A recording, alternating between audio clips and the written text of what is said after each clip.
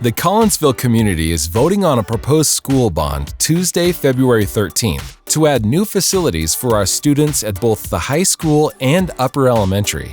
The bond consists of new facilities and improvement projects and includes planning for future bond projects to be constructed over the coming years ahead. First, the new bond would allow the school to expand the upper elementary while freeing up existing space at Harold Elementary. Our community has grown tremendously, and we must keep up with the needs of our young families.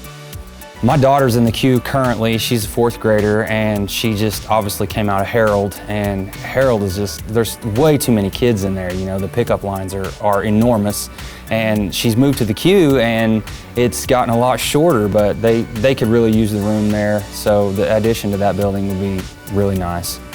Several classrooms will be added, and a covered walkway will connect the new facilities to the buildings constructed a few years ago on our last bond initiative.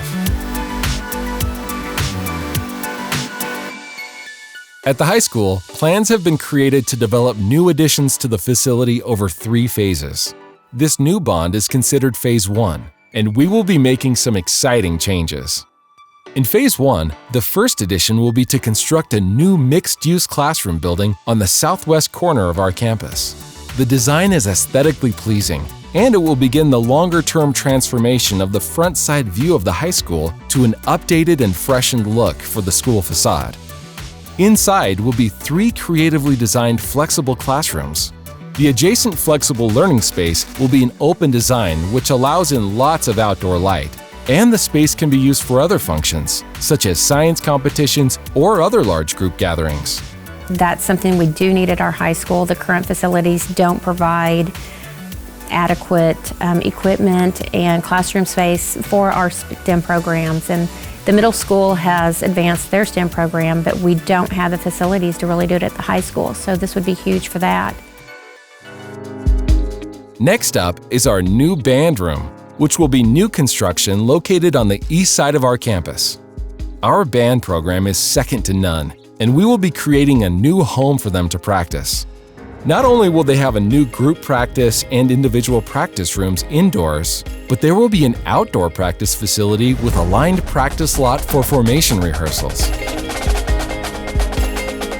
Of course, we have quite a legacy of vocational and agricultural studies at Collinsville, too. I support the FFA because it teaches the children values, it teaches them how to handle themselves and how to connect with others. The trades they can learn in the welding classes and the other shop classes are all valuable to both boys and girls that are now in FFA. That's why we're investing into a new VOAG building. It will be located across the practice lot from the new band room, and it will be a modern facility, complete with shop and tools area, standard classrooms, greenhouse, and even a show area.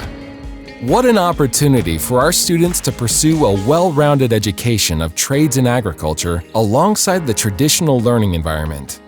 In future bonds, or Phase 2, we will be proposing a wrestling facility, moving it from the middle school campus up to the high school campus.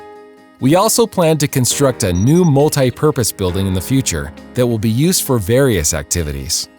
The final piece of Phase 2 will be a new secure school entry that leads to additional learning spaces, interior office areas, as well as a beautiful lobby area.